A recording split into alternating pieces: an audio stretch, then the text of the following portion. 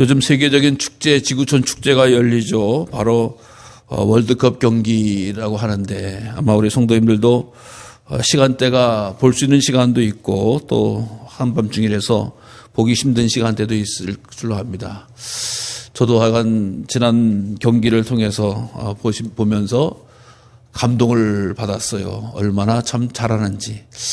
정말 드라마보다도 더 드라마 같고 정말 내 생각과는 다른 결과가 나오는구나 이런 생각을 들으면서 정말 좀 이렇게 참 오랜만에 우리 대한민국에 참 큰 사고도 있고 어려움도 많았지만 온 국민들이 기뻐하고 마음이 뿌듯한 시간을 다시 회복하지 않았나 싶은 생각이 듭니다.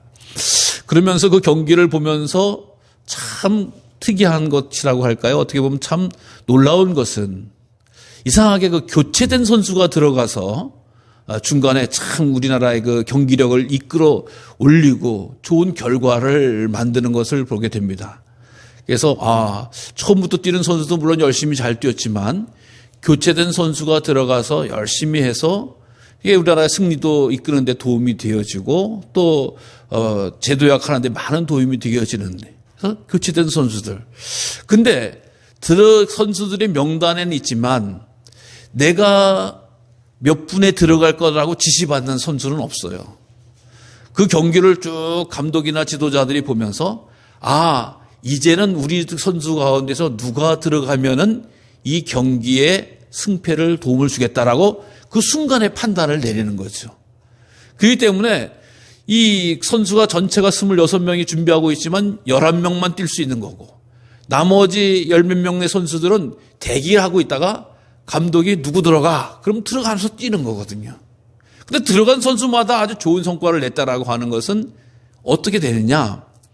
바로 11명이 돼서 운동장 경기에서는 뛰지 못하지만 밖에서 나에게 1분이 주어지던 10분이 주어지던 30분이 주어지던 들어가서 최선을 다하겠다라고 각오도 하고 몸을 또 이렇게 맞는 거, 운동을 계속 하고 있었던 거죠. 그러니까 11명의 선수 말고 나머지 그 후보 선수들이나 명대되는 선수들은 열심히 계속 같이 몸을 준비하는 거예요. 근데 월드컵 내내 한 번도 못 들어가는 선수도 허다하고 1분도 못 뛰고 잔디도 못 밟아보는 선수가 있는가 하면 또 다른 선수는 90분 내내 모든 경기를 뛰는 선수가 있죠. 그러나 공통된 건 뭐냐? 다른 선수들이나 1분을 뛰는 선수들이나 90분을 뛰는 선수들이나 똑같이 준비하고 운동하고 있었고 아니 오히려 경기를 뛰지 못하는 후보 선수들이라든가 준비하고 있는 선수들은 내가 부름을 받는 시간에 들어가서 최고의 경기력을 나타내야 되겠다고 하면서 보이지 않는 곳에서 운동을 하고 있다라고 하는 거죠. 그러니까 준비됐기 때문에 들어가자마자 최고의 성과를 내는 거지 그 세계적인 선수들이 뛰는 데서 갑자기 뒷짐지고 놀고 있다가 들어간다고 결코 그렇게 좋은 성과를 낼 수 없어요. 보이지 않는 곳에서 준비하는 데서 부름을 받아서 세계적인 스타로 이름을 높이는 또 국민들에게 백성들에게 전 세계에 감동을 주는 그런 역할을 우리 선수들이 하고 있다라고 하는 것이 너무나 감사하고 귀합니다. 원래 연극 같은 경우도 보면은요, 연극 배우들이 배역을 나와서 무대에서 연극을 하고 이렇게 또 혹은 노래하는 선수들 마찬가지, 오페라도 마찬가지, 뮤지컬도 마찬가지, 배우들이 주인공 배우들이 있습니다만은 주인공 배우들이 있는가 하면 반드시 그 뒤에 주인공 배우가 사고 시에 즉 감기라든가 몸살이라든가 또 요즘 같은 경우는 코로나로 해서 못 쓸 수 있기 때문에 항상 준비해 놓은 배우가 있습니다. 그 사람들을 전문 용어로 커버 배우라고도 이야기하기도 하고요. 또 다른 이 표현을 쓰기도 합니다. 대체 배우에서 언더스터디라고 하는 배우도라고 하는 표현도 써요. 그래서 갑자기 오다가 교통사고가 난다거나 오다가 배가 아파서 못한다거나 오다가 갑자기 못하는 경우도 있기 때문에 항상 이 커버 배우, 대체 배우들이 있습니다. 근데 대체 배우들의 특징이 뭐냐? 이 배우들은요, 무대에 서지 않으면 돈이 나오질 않아요. 근데 연습은 주인공 배우하고 똑같이 연습을 하고 있어야 돼요. 그러니까 여러분 연습은 똑같이 하느라고 힘들고 어려운데 생활이 경제력을 받는 게 월급을 받지 못하니까 얼마나 어렵겠어요. 근데도 그 커버 배우들, 대체 배우들 이 사람들이 왜 준비를 하고 있어요? 나에게도 언젠가는 저희 무대의 주인공으로 설날이 올 거다라고 준비하고 있는 거예요. 준비하고 있다가 딱 들었을 때 잘했다라고 하는 평가를 받아서 지금 한국에 유명한 배우 된 사람들이 얼마나 많은지 알 수가 없어요. 그러니까 한순간도 게을리하지 않는 거죠. 어떻게 보면 그 연극이라든가 그 드라마라든가 그 뮤지컬이 끝날 때까지 한 번도 못 쓸 수 있어요. 그러니까 돈 한 푼도 못 받고 준비만 할 수 있는 거예요. 그러나 그 사람들이 자기 꿈을 향해서 포기하지 않습니다. 한 번 서가지고 단돈 적은 금액을 또 받을 수 있을지 모르지만 나도 이제 언젠가는 주인공이 될 수 있지 않겠냐라고 하면서 그 커버 배우, 대체 배우 준비하고 있는 거예요. 여러분, 세상의 삶도 이렇게 준비하고 기다리는 자에게 좋은 기회가 열리는 것을 보게 됩니다. 일찍이 우리는 주님께서 오시마라고 해서 기다렸던 자들에게 예수 그리스도께서 이 땅에 오셨던 것을 선물로 주셨어요. 예수님께서 이 땅에 오늘 갑자기 오신 게 아니잖아요. 창세로부터 이미 율법과 예언자들을 통해서 예수님을 보내주겠다라고 하는 말씀을 통해서 베들레헴 유대 땅에 낮은 자리에 오셨던. 이제 주님께서 어떤 말씀을 하셨어요? 부활승천하시면서 내가 다시 오리라라고 하는, 재림의 주임에 대한 약속의 말씀을 우리에게 해주셨죠. 그래서 우리들이 초림의 예수님, 인간의 몸을 입고 오신 예수님을 기다렸던 사람들이 오셨던 것 같이 장차 공중권세 잡은 자로서 이 땅에 오실 예수님을 기다리는 절기예요. 세상의 배우들도 세상의 운동선수도 나에게도 한번 기회가 오면 저 무대에 저 운동장에서 뛰리라고 하는 그것을 이루는 것처럼 주님께서는 내가 오신다라고 한 약속이에요. 확실한 약속을 믿고 기다리는 자에게 은혜와 사랑과 믿음의 귀한 선물과 또 마지막에는 장차 주의 나라의 백성이 되는 은총을 누리게 되는 줄로 믿으시길 바랍니다. 그래서 오늘 우리가 기다린다라고 하는 것은 지쳐있는 게 아니에요. 실망하는 게 아니에요. 꿈을 갖고 있는 거예요. 소망을 갖고 있는 거예요. 믿음을 갖고 있는 거예요. 주님께서 오신다고 하면은 나의 땅의 눈물과 수고와 애씀과 고통을 다 끊어버리시고 위로와 사랑과 은총으로 붙잡아 주시리라. 주신다라고 하는 거예요. 여러분, 우리가 어렸을 때 소풍날만 기다려도 좋은 거 아니겠어요? 또 커서는 입학날, 더 나아가서는 자식 결혼하는 날 기다릴 때 얼마나 소망이 있으면 얼마나 자식이 태어날 때 자식을 기다릴 때 마음은 또 얼마나 대단해요. 그러나 그 모든 것보다 더 귀하고 아름다운 기다림은 주님 오심을 기다리는 것이다. 이게 영적인 사람의 특징이고 영적인 사람의 기다림의 내용이다라고 하는 거예요. 오늘 주님께서 처음 오셨던 장면을 우리 성경을 통해서 만나볼 수가 있어요. 예수님께서 오셨을 때 어떤 일이 있었냐라고 하는 거죠.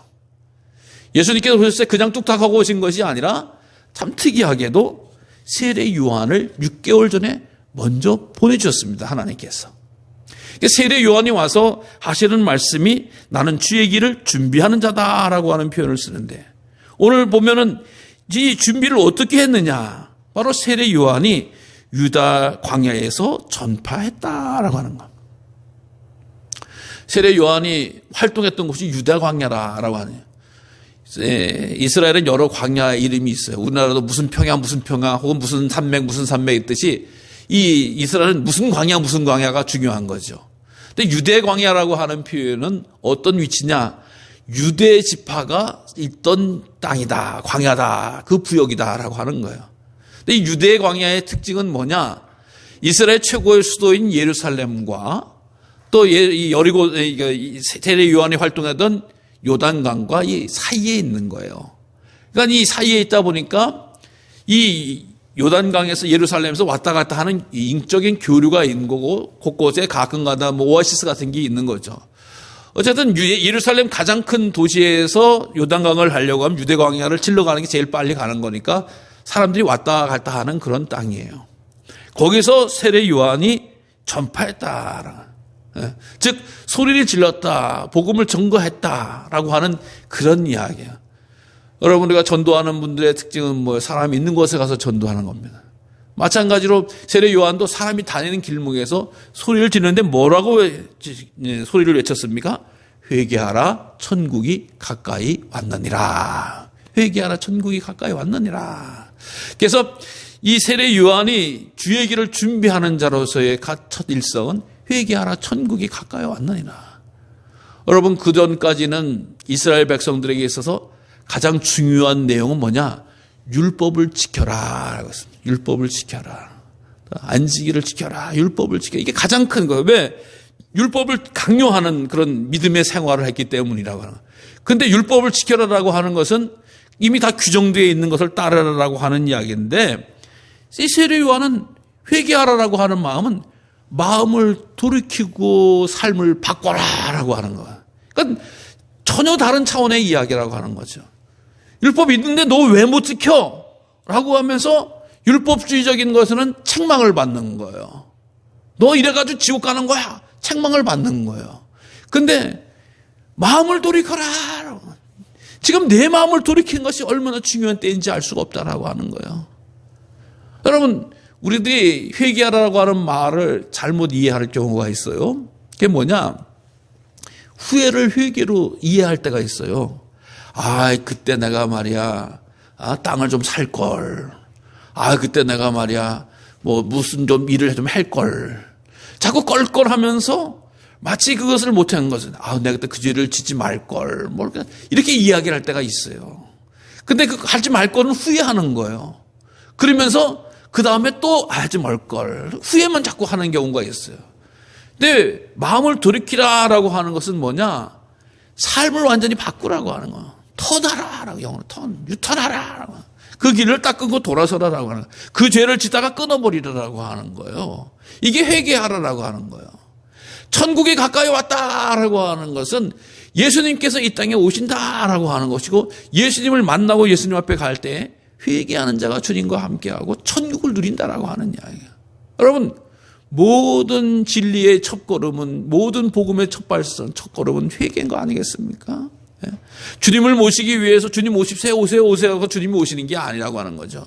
내 마음 속에서 회개, 내 삶 속에서 회개가 일어날 때 거룩한 주님을 모시는 거예요. 주님을 만나는 사람의 특징은 뭐예요? 눈물인 거죠, 눈물.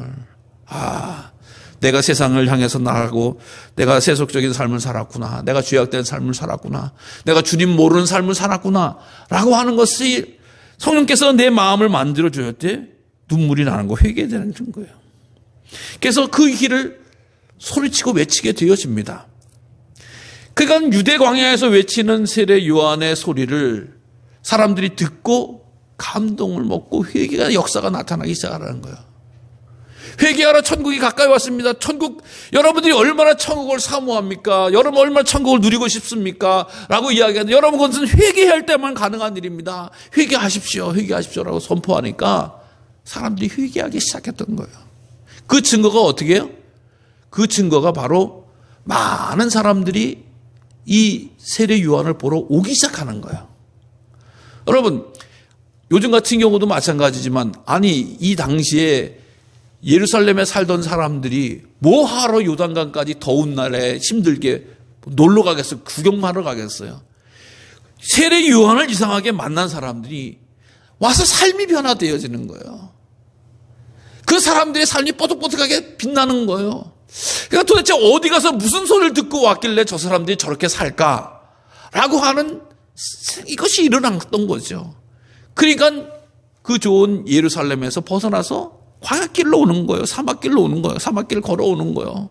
걸어와서 세례 요한을 만나게 되어지고, 또 그에게 나와가서 다 죄를 자복하고 세례를 받았다라고 하는 거예요. 세례를 받았다. 여러분이 이 자리에 계신 분은 아마 거의 다 세례를 받으시리라고 생각됩니다. 예. 세례를 받을 때 무엇이 기억나야 되는? 나는 어느 목사님이 주셔서. 저는 세례 받았을 때에 그 당시에 제가 85년도가 고등학교 때인가 이렇게 받았는데, 그 당시에 갔던 교인 중에서 요단강물을 떠갖고 와가지고 세례를 해서 줬다라고 해가지고 전 그것이 기억나기도 해요. 근데 어쨌든 세례하면은 기억나야 될 게 있어요. 누가 어떤 목사님이 주셨다라고 해도 당연히 기억해야 되고, 내가 부활절인가 또 내가 성탄절인가 어떤 세례를 받았는지도 기억하면 좋고, 기억해야 돼요. 근데 가장 중요한 기억은 내가 그때 참 어떤 죄를 회개했다. 내가 부족한 것을 회개했다. 회개의 열매가 세례가 되어야 되는 건데, 세례 받았다고 회개가 용서가 되는 게 아니에요. 죄 용서가 되는 게 아니에요. 회개 세례를 통해서 구원받지는 않습니다. 그러나 구원받은 자, 믿음의 자녀들은 반드시 세례를 받아야 되는 것이죠. 그래서 이 죄의 사함을 받고 세례를 받은 거예요. 죄를 토해내고 세례를 받은 거예요.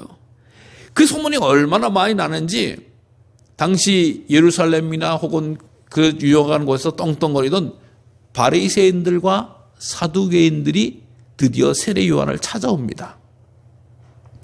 여러분, 바리새인들이라고 하는 사람들은 어떤 사람인가라고 하는 것을 보면 아주 종교 지도자들이죠. 또 사두개인들은 어떻게 종교 지도자뿐만 아니라 경제력을 가지고 있는, 정치력을 가지고 있는, 정권을 잡고 있는 사람들일 수도 있습니다. 그러니까 이 모든 그 당시에 종교라든가 정치라든가 경제의 최고의 상위에서 있던 사람들, 그 사람들이 세례 요한을 만나러 오는 거예요. 그러니까 이분들까지도 소문이 났으니 대개 이 사람들은요, 누구 만나러, 특히 물론 세례 요한이 아론의 계열의 제사장의 권한이 있습니다만은 그를 만나러 올 사람이 아니라 불러온 거야. 야, 이리 와라. 세례 요한 좀 이리 와봐라. 그래서 궁금하면 물어보는 거지 자기네가 내려갈 수 없는 거예요. 근데 우리가 알다시피 세례 요한이 얼마나 영향력이 있었는지, 하나님께서 세워주셨는지 무려 400년 만에 드디어 예언자로서 첫 등극을 해요. 이게 무슨 얘기냐? 구약에는 말라기서로 끝납니다. 근데 신약에는 마태복음으로 시작을 해요. 요 기간이 역사적인 침묵기라고, 암흑기라고 하는 400년의 공백이에요. 이때 예언자들이 등장을 하지를 않았어요. 하나님이 말씀을 주시지 않았다고요. 그러니까 400년 동안 공간에 있다가 드디어 마지막에 선지자 예언자로서 세례 요한이 등장을 해서 400년의 침묵을 깨고 구약의 마지막을 끝내고 신약의 새로운 시대, 복음을 여는 시대로, 은혜의 시대로 시작하는 그런 일을 감당하셨던 분이 세례 요한이에요. 그러나 그것은 영적인 거이기 때문에 세례 요한에 대해서 뭐 권위로 인정을 하는 것이 아니라 결국에는 사두개인과 바리새인이 쫓아와요. 근데 그들을 오는 것을 보고 이 세례 요한이 뭐라고 얘기해? 이 독사의 자식들아, 독사의 자식. 네가 너희들이 뭐 마지막에 회개하려고 그러냐라고 하면서 모든 데서 경배와 혹은 인사와 최고의 존엄을 가지고 있는 사람들을 막 비판을 하는 거예요. 막 책망을 하는 거예요. 그러면서 그들의 거짓과 위선을 책망하게 되어지는 거예요. 그러면서 회개에 합당한 열매를 맺어라. 그건 세상에 좋은 권력과 좋은 힘을, 새로운 것을 가지고 떵떵거리며 사는 사람들을 이 세례 요한이 이 독사의 자식들아, 어떻게 여러분 최고의 욕입니다. 이스라엘 가운데서 최고의 욕 가운데 하나야. 예. 우리가 모두 누구의 뭐라 이렇게 표현하자, 짐승의 뭐다 라고 하는 표현을 하는데 독사의 그거에 예? 최고의 그 아래에 있는 것들이라고 하니까 음흉하고 악하고 죄악된 사람들이 당신들이다라고 이야기합니다. 그리고 어디 와서 구원을 받으려고 그러냐? 뭐 세례만 받고 뭐 그러려고 그러냐라고 하는 엄청난 책망을 하시는 거예요. 차라리 회개에 합당한 열매를 맺어라. 여러분, 주님 다시 오실 일대를 향해서 이 말씀하셨더니 회개에 합당한 열매가 과연 무엇일까? 누가복음에서 이렇게 표현을 합니다. 어떻게 표현하냐면 바로 세금을 매기는 사람들아, 정확한 세금을 매겨라. 쓸데없이 내 거 착취하지 말고 세금 매겨라. 그 다음에 군인들한테는 뭐라 그러는지 아세요? 군대에 나왔을 때 너희들이 칼 쩔어지고 군사력이 있다고 해서 함부로 사람들 억압하다 끌어다가 쓰지 말고 나라 지키는데 충성을 다하라. 맡은 사역을 다하라. 또 부자들에게 뭐 하는지 아는, 너만 배부리 떵떵거리지 말고 헐벗고 굶주린 사람들에게 나눠주고 함께 하라. 이게 회개의 열매다라고 이야기하는. 여러분, 다시 오실 때 우리가 회개한다라고 하는 것이, 또 주님 기다리신다고 하는 것이, 또 이렇게 회개의 열매라고 하는 것이 엎드려 기도하는 것으로만 잘못되는 경우가 있어요. 당연히 기도해야 되는 거죠. 하나님 앞에 예배 드리는 거 당연히 해야 되는 거죠. 근데 그것만 하면 되는 줄 안다고요. 성경을 항상 깨우쳐주고 말씀하시는 거예요. 삶의 열매를 맺어야 된다라고 하는, 거룩한 열매를 가져야 된다라고 하는 거예요. 열매를 보고 판단하신다라고 하는 거예요. 내가 주여 주여 한다라고 되는 게 아니라고 하는 거예요. 여러분, 근데 이단들은 뭐라 그래요? 딴 거 필요 없다는 거, 세상 일 다 내려놓고 우리 교회에 와서, 우리 집단 와서 주여 하고 있으면 자동으로 하늘 문이 열리고 너희들은 구원 받는다라고 이렇게 가르치는 거예요. 수요 예배 때 제가 가르쳐 드렸잖아요. 아니에요. 하나님이 주신 삶의 자리에서 거룩하게 살아가는 거예요. 빛을 발하는 거예요. 온전하게 살아가는 거예요. 미국의 유명한 신학자가 우리나라에 와서 얘기 쭉 듣더니 하는 얘기야. 한국에는 진짜 진실한 크리스찬이 부족하다라고 하는 표현으로 진단을 했다는 거예요. 그게 무슨 얘기냐라고 봤더니 한국의 성도들이 교회에 와서는 다 예배 잘 드리고 충성하고 헌신하는 것 같지만 세상에서는 그 믿음 가지고 바르게 건강하게 살아가지를 못하는 것 같다라고 하는 그런 진단을 내린 적이 있었어요.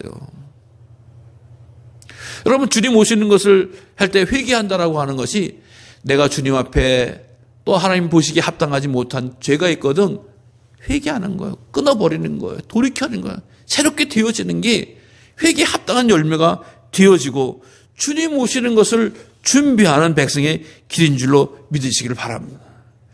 이 세례 요한의 강력한 이 메시지는 이 당시 유대 사람들에게 이스라엘 사람이 강력하게 메시지를 내렸어요. 그래서 와, 저거 엘리야인가 저거 막 예언자가 주님이신가라고 이야기하는데 나 아니다. 나는 다시 오실 주님에 의하면 나는 신발 들기도 합당치 않다라고 이야기합니다. 그의 신을 들기를 합당치 않다. 여러분, 이스라엘 백성들의 이야기 잘 아시잖아요. 신발이라고 하는 거, 샌달이라고 하는 거. 샌달이니까 이 끈으로 이렇게 묶는 거죠. 오늘같이 뭐 좋은 신발 같이 딱 뚜룩뚜룩 해서 뭐 가거나 뭐 이렇게 딱 끈을 묶는 게 아니라 다 가죽으로 엮어서. 그러니까 얘 꼭 집에 들어가면은 먼지 투베이가 되고 그러니까 신발을 풀어야지 들어가는 거야. 그러니까 딱 서 있으면 발만 딱 올리면 구두 닦기식으로 푸는 어떤 그런 그런 종들이 있는 거죠. 그러니까 남의 발을 풀고 발 닦아주는 어떤 그런, 나는 그 오실 분에 비하면 그것도 못 되는 분이다라고 이야기해. 그게 무슨 얘기냐라고 하니까 그분은 오시면 성령과 불로 너에게 세례를 베푸신다. 그러면서 그분은 알공의와 쭉정의를 가르치는 분이시다라고 하는 거야. 그러니까 그분만이 사람을 심판하실 수 있고 사람을 구원하실 수도 있고 사람을 정죄하실 수도 있는, 책망하실 수 있는 유일하신 분이시다라고 하는 거야. 그러니까 자기는 주님을 알리고 고백하고 주님 맞을 준비를 하라고 외치는 것이지 판단은 주님이 하신다. 구원은 주님이 하신다. 심판은 주님이 하신다라고 하는, 그 권세에 있으신 분이 바로 예수님이시다라고 하는 거야. 그럼 그 판단과 그것을 받지 않기 위해서 우리 삶에는 주님 오실 길을 잘 준비하는 자가 지혜로운 자고 믿음 있는 자가 되어진 줄로 믿으시기 바랍니다. 여러분, 예배 진실하게 잘 들으시기를 바랍니다. 기도 열심히 하시기 바랍니다. 주의 말씀을 가까이 하시기를 바랍니다. 또한 나의 삶의 자리에서 거룩한 의를 드러내시기 바랍니다. 내가 의다라고 하는 것이 아니라고 하는 거면 맡은 일에 최선을 다하고 합당한 일에 최선을 다하고 거짓된 것을 행하지 않을 때 그것에 보고 주님께서 칭찬하신다라고 하는 거예요. 당연한 건데요. 마땅한 건데요. 이런 마음 들 정도로 자기 힘과 능력을 가지고 사회를 오염시키거나 불의를 행하거나 죄의 도구가 쓰여지는 일들이 그쳐질 때에, 그래서 믿음의 사람들을 통해서 소망이 되어지고 구원의 은총을 베풀 때 그것이 주님을 기다리는 자의 아름다운 모습이라고 이야기하고 있습니다. 사랑하는 성도 여러분, 주님 오실 때까지 우리가 달려갈 수는 없어요. 그 날과 시는 아무도 모르신다고 했습니다. 언제 오실지는 몰라요. 언제 오실지 모르기 때문에 우리는 더욱더 열심히 준비해야 됩니다. 올바르게 준비해야 됩니다. 선하게 준비해야 됩니다. 마치 감독이 너 이번 경기 너 다음 이 준비해서 들어가라 라고 하는 거다. 갑자기 오는 것처럼, 갑자기 기회가 오는 것처럼 갑자기 주님 오실 때까지 제가 주님 기다리면서 의롭게 공의롭게 말씀을 쫓아 선하게 최선을 다해서 살았습니다. 나를 불쌍히 여겨주시고 구원의 은총을 베풀어 달라고 기도하고 소망하고 기다리는 우리 모두가 되어져서 천국잔치에 참여한 저와 우리 모두가 되는 은총을 누리시기를 간절히 주님의 이름으로 축원합니다. 기도하겠습니다. 주님 은혜 감사를 드립니다. 사랑하시고 구원해 주셔서 영생의 복락을 더하신 줄로 믿습니다. 주님 오시는 그 길을 준비하는 저희들 깨어있게 하시고 합당한 열매를 맺은 삶을 살 수 있도록 지혜와 명철과 믿음을 더하여 주시옵소서.